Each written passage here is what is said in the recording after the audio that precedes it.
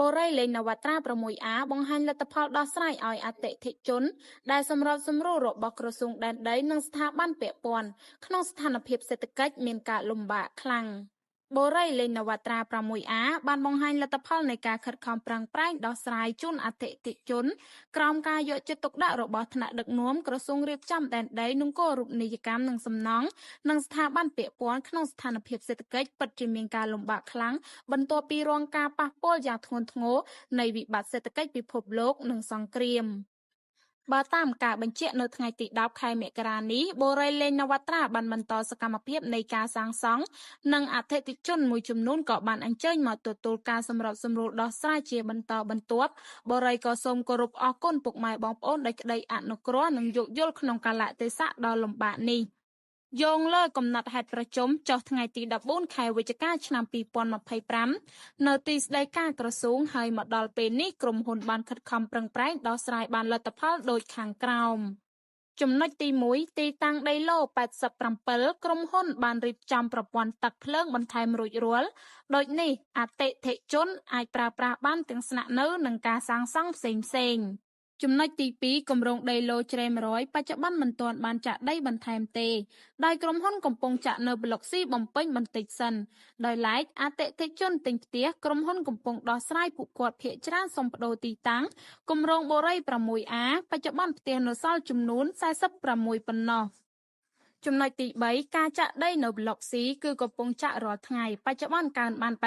85% និងនៅសល់តែ 15% ប៉ុណ្ណោះចំពោះទីតាំងដែលត្រូវចាក់ហើយបន្ទាប់ពីពេញកូដរួចក្រុមការងារនឹងគូសឡូដែលសល់នៅប្លុក E1 ដើម្បីលើកអតិថិជនប្លុក OA មកទីតាំងនេះដែរចំណុចទី4ប្លុកវីឡាថៃ87គឺបានរួចរាល់ការងារឆ្អឹងទាំងស្រុង 90% ហើយប្លុកនេះគឺបានរៀបចំហេដ្ឋារចនាសម្ព័ន្ធប្រព័ន្ធលូការដំណើរការសាងសង់បន្តគឺត្រៀមនឹងចូលឆាប់ៗនេះចំណុចទី5អតិថិជនបង់រំលោះស្នើសុំការបង់ប្រាក់ក្រុមហ៊ុនបានយល់ពីការលំបាករបស់អតិថិជនដូច្នេះក្រុមហ៊ុននឹងពិនិត្យលើភាពជាក់ស្ដែងជូនហើយក្រុមហ៊ុនបច្ចុប្បន្នក៏មានការលំបាកដូចគ្នាដូចនេះស្នើសុំឲ្យអតិថិជនដែលមានលទ្ធភាពមេត្តាបង់ប្រាក់បន្តចំពោះទីតាំងដែលបានសាងសង់ចំណុចទី6អតិថិជននៅប្លុកវីឡា533ក្រុមហ៊ុនកំពុងខិតខំប្រឹងប្រែងស្វាស្វែងរកកញ្ចប់ហិរញ្ញវត្ថុដើម្បីត្រៀមក្នុងដំណើរការសាងសង់ឆាប់ៗនេះសម្រាប់ជំហររបស់បូរីគឺឈរលើគោលការណ៍សង់បញ្ចប់ជូនពុកម៉ែបងប្អូន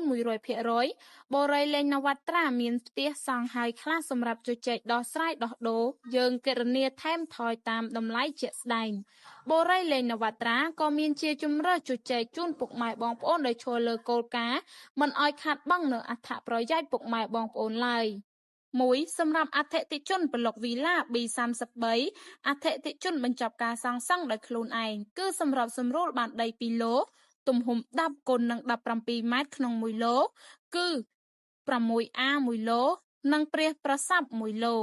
អតិថិជនដោះស្រាយបញ្ចប់ការដោះដូរគឺសម្រាប់សម្រួលបានដី4ឡូទំហំ10គុណនឹង17ម៉ែត្រក្នុង1ឡូគឺ 6A 2ឡូនិងព្រះប្រស័ព្ទ2ឡូ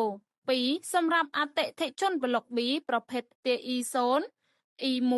អតិថិជនសាងសង់បញ្ចប់ខ្លួនឯងគឺសម្រាប់សម្រួលទទួលបានដី2ឡូទំហំ 4.1 គុណនឹង18ម៉ែត្រដីនៅ 6A